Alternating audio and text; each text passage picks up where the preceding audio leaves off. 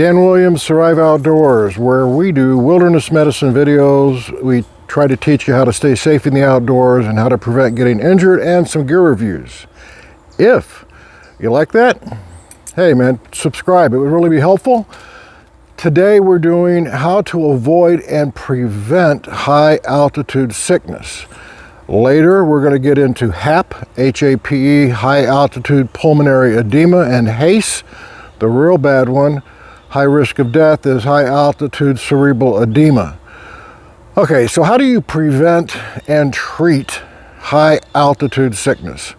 As we talked about the symptoms in the last video, we talked about fatigue, increased heart rate, increased urination, being wiped out, headache, even eye pain, and that's going to occur over 7,000 to 8,000 feet. I've even experienced symptoms over 5,000 feet. I guess I'm a wimp. And over 18,000 feet for climbers, something like 40% experience some form of high altitude sickness. Now what's interesting is the athletic people who are extremely athletic, the rock climbers, the marathon runners, these are the individuals that get the symptoms first. Now does that make any sense? Why is that? Because one of the things they do is they're getting to the top of that peak as soon as they can, or it may not be the peak, but in their mind, the place they want to be at 12,000 feet to hike, to climb, to do whatever activity. And once they're there, they're going to start exercising. And that is the wrong move because they think they're in shape. You add a little bit of hubris to that and you're in trouble. So one of the best ways to prevent this is to just descend or ascend slowly. So for one night at 5,000 feet, stay there one night. You have to pre-plan this. So for treatment, if you start getting symptoms, one of the things I do even before that is I just 2 weeks ago prescribed Diamox, which you'll see right here, acetazolamide. And what that does is basically decreases pressure in the brain and decreases fluid, and it's similar to a diuretic, and it really helps a lot. It used to be thought that people that were allergic to sulfa drugs couldn't take that. That has been disproven.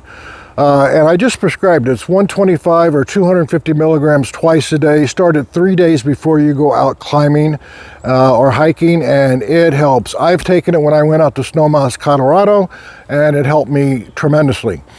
Now, they've done a lot of studies on albuterol inhalers, like you see here. There's all different kinds of albuterol inhalers. There's ProAir, HFA, there's Ventolin, and you'll see a few of these I'm posting here.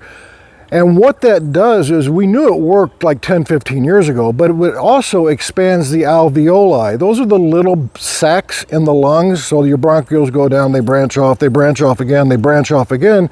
And then you have these little sacs where air exchange occurs with red blood cells.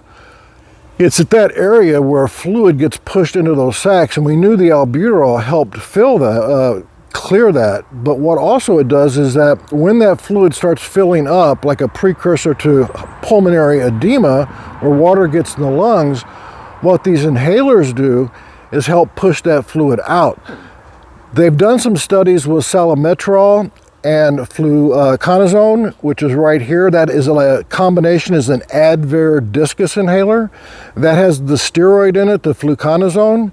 And what they found in these studies is that the steroid reduces inflammation, and clearly the beta adrenergic effect of the inhaler helps open that up so you can breathe better. Really helpful. And you don't just use it if you're symptomatic. They've been testing this as a preventative measure with nil side effects of this medicine to go up and hike, do some marathon running or hiking or rock climbing. So the deal is with when someone's going out rock climbing or you're going to 10,000 feet, a real good idea is talk to your healthcare provider, get you an inhaler, use that preventative a day and while you're up there. And also combined with that, they can give you a script for Diamox. Most importantly, it is important to really plan, take an extra couple days, because then you will not probably need anything and you'll slowly acclimate to that level. Now, I'm not going to get into all the physiology of this because even though I find it interesting, my audience majority will find it boring. But there is in the cerebellum in the back of the brain, that's what triggers your body by going, hey, we're really up high. There is decreased oxygen. There is plenty of oxygen up there, but there is decreased oxygen compared to at 900 feet. And so it triggers all of your symptoms in overdrive. And again, it's pretty involved. I'm not going to get into that unless you get a few questions down below that they want that, and then I'll be glad to jump into the physiology.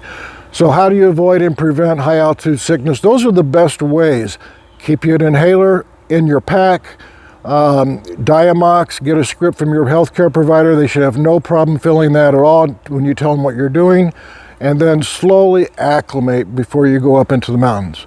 All right, guys, I got a few more questions on high altitude sickness. We're going to target those in the days to come. Take care. Keep your eyes on those mountains and your face to the wind. Take care.